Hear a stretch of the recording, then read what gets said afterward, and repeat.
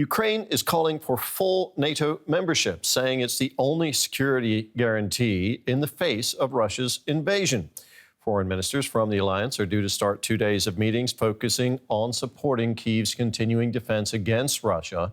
President Volodymyr Zelensky suggested that he could agree to a ceasefire with Russia if NATO extends its protection to the parts of the country controlled by Ukraine.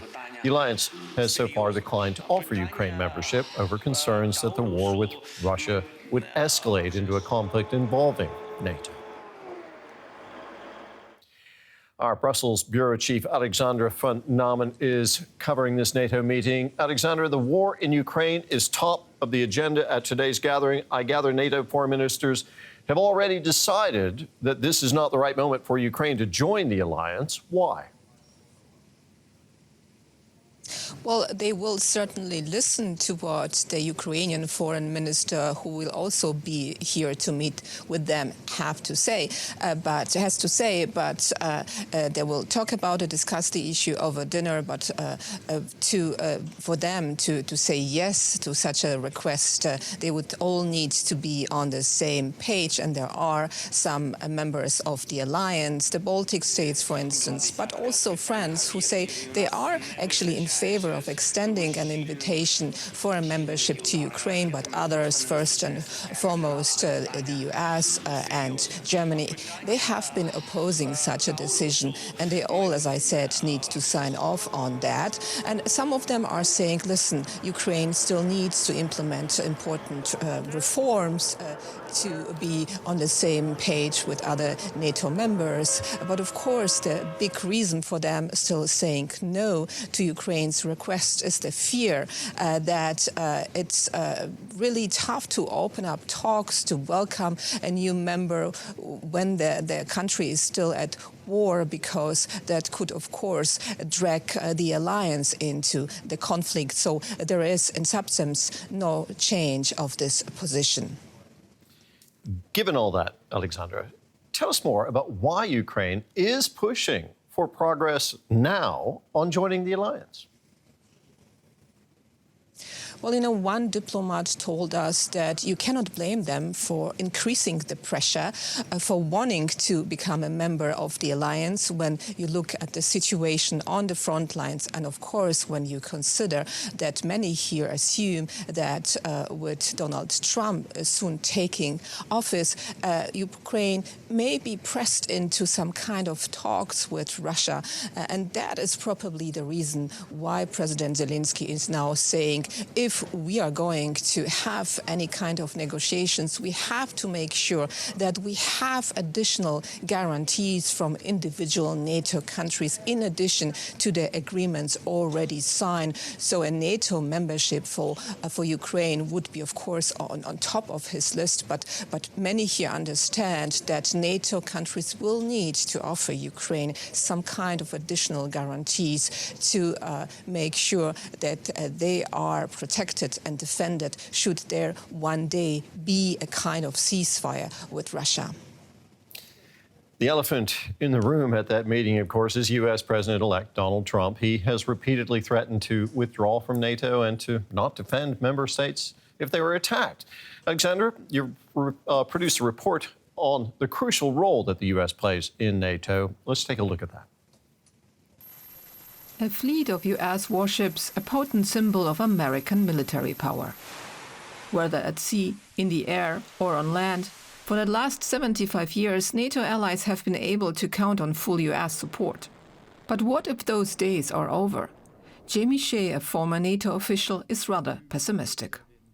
If the leader of the alliance and the key provider of that kind of order and infrastructure drops out, that is a totally different kettle of fish. And I think it would be very difficult for NATO to survive without the United States. It could limp on for a period of time, but no doubt a new structure would need to be created. It seems unlikely Donald Trump would pull out from the alliance altogether. After all, he would need the U.S. Congress to sign off on such a decision. But during his first term in the White House, Trump didn't hide his scorn for NATO, and experts say there are many ways in which he could weaken it. he could start pulling US troops out of Europe or stop providing equipment that is needed there. Think about command and control functions. Think about satellite imagery.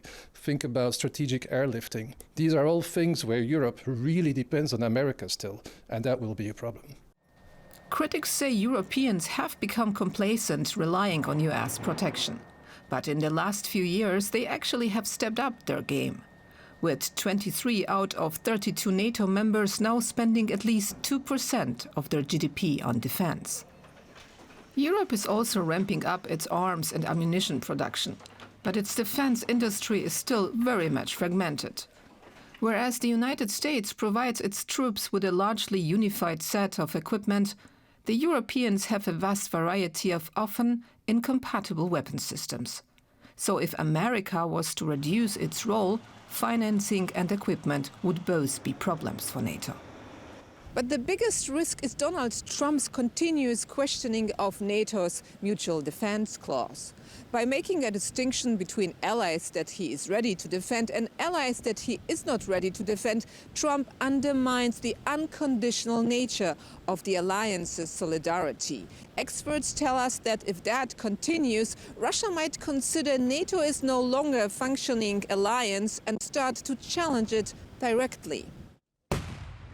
This is the worst-case scenario for many in Europe who fear that if Ukraine falls, NATO countries in Eastern Europe could be next. But would the new US administration really let that happen?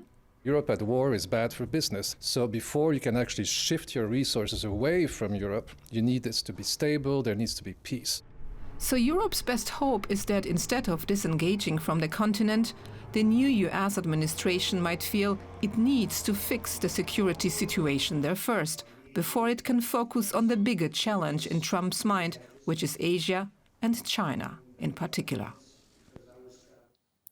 Alexandra, there's been a lot of talk of making NATO Trump-proof before Donald Trump takes office again. What are NATO members doing in that regard? Well, the focus first and foremost on their help for Ukraine. That is why NATO as alliance has taken over a more coordinating role when it comes to training of the Ukrainian soldiers. They also want to have a bigger role when it comes to the so-called Rammstein group. This is a group of more than 50 countries who meet together on a regular basis to assess what kind of weapons Ukraine needs. So NATO is also going to have a bigger say, a bigger coordinating role for those meetings.